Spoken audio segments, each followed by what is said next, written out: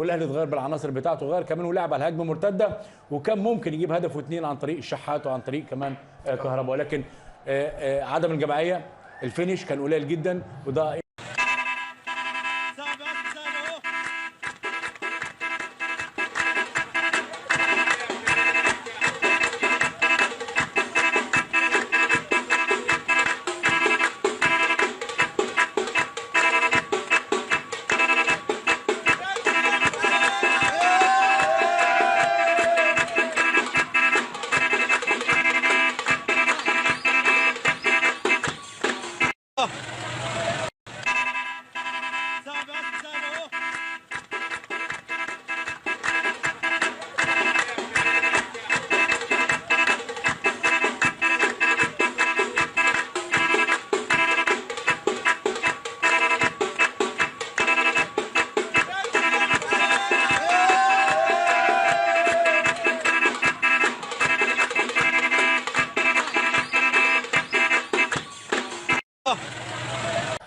المباراة فعلا تستحق ان تكون احتفالية كبيرة.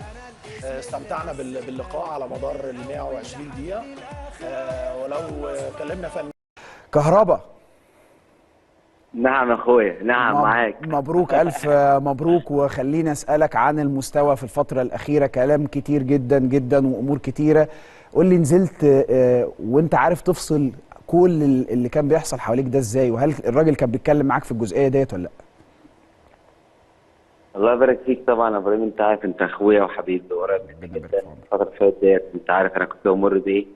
بس يعني اهم حاجه البطولات دايما بتعوض كل حاجه، عن تعوض كل حد عن تعبه، والحمد لله ربنا كافئني وعمل اللي انا عاوزه.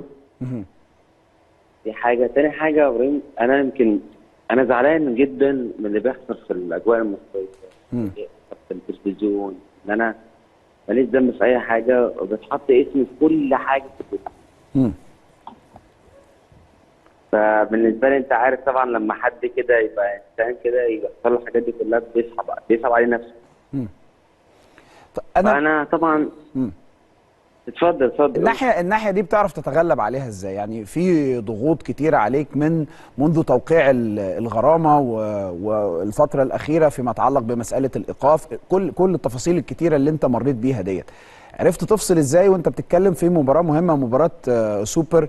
وبالتالي احنا حتى كمان اول لما جالنا التشكيله ما فيهاش كهرباء الاول شويه، اللي هو طب ازاي ده يعني هيبتدي المباراه ما لقيناكش موجود، ولكنك اول لما نزلت تسببت على طول في ضربه الجزاء اللي كانت سبب مكسب النادي الاهلي، واضعت اكتر من فرصه. وده هيدي ايحاء شويه. امبارح يمكن كنا بنتكلم كوره، بنتكلم في الاستوديو التحليلي، ان ده معناه ان وانت قاعد على الدكه شايف الماتش كويس، حاسس الاجواء بتاعتها، فانت عارف تفصل. فعملتها ازاي؟ هو ده السؤال، لان احنا برضو خد بالك الناس كلها بتسال ليه كل ده يعني او كل ده بيحصل حوالينك وفي الاخر مركز في الملعب. انا عمال اضحك والله العظيم وانت بتقول لي الحاجات دي. صح؟ ليه تضحك؟ ليه؟ قول لي. هتصدقني لو قلت لك؟ لا هصدقك والله، ما انت عارف يعني. والله العظيم ببقى حاسس كل اللي بيحصل. بتبقى حاسس؟ يعني انت كنت حاسس ان انت والله العظيم يعني انت كنت حاسس ان انت من عند ربنا. من عند ربنا. يعني الواحد دايما بيفضل يدعي ربنا بكل حاجه تحصل، ودايما يبقى هو في احسن حال، بس ربنا بيحقق له حاجات بس انا ببقى حاسسها. يعني انا الماتش والله العظيم يا ابراهيم، انا الماتش اللي فات ده انا حاسس ان هو يحصل اكسترا تايم، وكان كان هيوصل ضربات جزاء على فكره. انا كنت حاسس حاجه كده، كنت حاسس ان هو هيعقرب يعني. لان انا اصلا في اول الماتش يعني انا كنت عمال مبسوط، عارف ان انا عمال اهزر بضحك، ان انا بغير دماغي وتفكيري والضغط اللي عليا بعيد عن الناس كلها.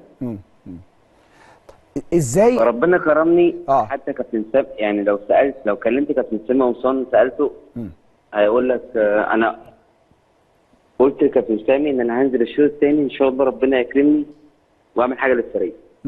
فربنا كرمني في الاكسترا تايم. بس فالحمد لله يعني فتره الايقاف اللي فاتت ديت انت بتتكلم في 6-7 شهور ايقاف، ودي مده كبيره جدا جدا على اي لاعب. عاده يعني جرت العاده انه تقريبا بيبقى نسي الكوره، محتاج شويه وقت. انما انت ال6-7 شهور رجعت منهم، انا خليني اكلمك بصراحه، اكثر التزاما اكثر انضباطا، اكثر تركيزا في الملعب، واحد من ضمن الاسباب الرئيسيه في مكسب النادي الاهلي للعديد من المباريات، لدرجه الناس كلها شافت ده اسبابه ايه، او انت بتعمل ايه يخليك توصل للمستوى؟ انا هديك اسباب واقفل المكالمه، أوكي؟ يلا يلا يلا. اللي معاه ربنا اه يمشي على الميه ويمشي على السماء، واللي معاه ابوه وامه واخوه واخته يقفل الدنيا كلها. بس هو ده كهربا، اسبابه. دي اسبابك وخلاص. ما فيش احسن من اسباب مفيش اسباب ثانيه غير كده. على الله ما فيش احسن من كده. طيب هتدفع الغرامه خلاص وخلص القصه ولا لسه العقوبه؟ استنى كده بس اشوف في جيبي كده في فلوس ولا لا.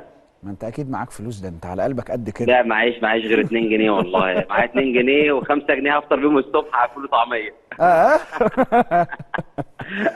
حبيبي يا اخويا حبيبي. ربنا يخليك يا كهربا. انا عارف ان انت مش عايز تتكلم في الموضوع ده وهحترم رغبتك في ده، انا عارف. لا انا والله العظيم انا بهزر معاك، لان انت عارف انت اخويا وانا مش هتكلم في الموضوع ده خالص، لان انا عارف يعني انت عارف انت مني وبهزر معاك والله العظيم. انا عارف. بكره اشوف هتخطرني فين ان شاء الله باذن الله. على حسابي بال 2 جنيه. ها بال 2 جنيه على كده.